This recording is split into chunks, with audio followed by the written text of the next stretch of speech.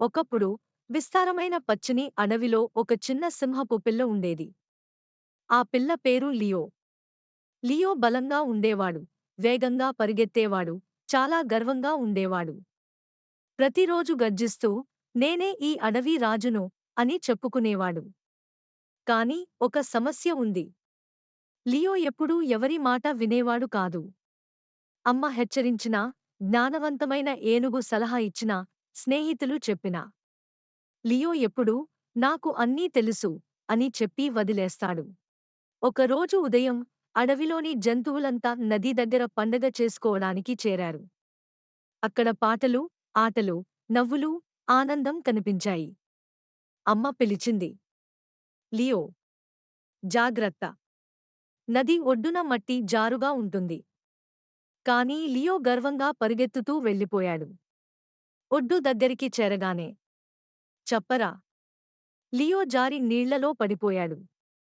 నీరు లోతుగా ఉంది. లియో ఈత రాదు. అమ్మో! ఎవరో నన్ను కాపాడండి అని అరిచాడు.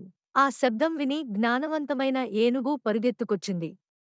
తన పొడవైన తొండాన్ని నీళ్లలోకి చాపి లియోను బయటికి లాగింది. తడిసి వణుకుతున్న లియోను చూసి అమ్మ దగ్గరకు వచ్చి ముద్దాడుతూ, లియో! నేను జాగ్రత్త అన్నానుగా అని చెప్పింది.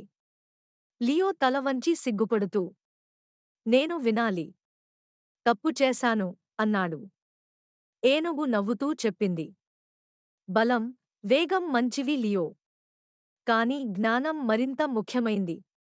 ఇతరుల మాట వినడం ప్రాణాలను కాపాడుతుంది. ఆ రోజు నుంచి లియో ఎప్పుడూ శ్రద్ధగా విన్నాడు.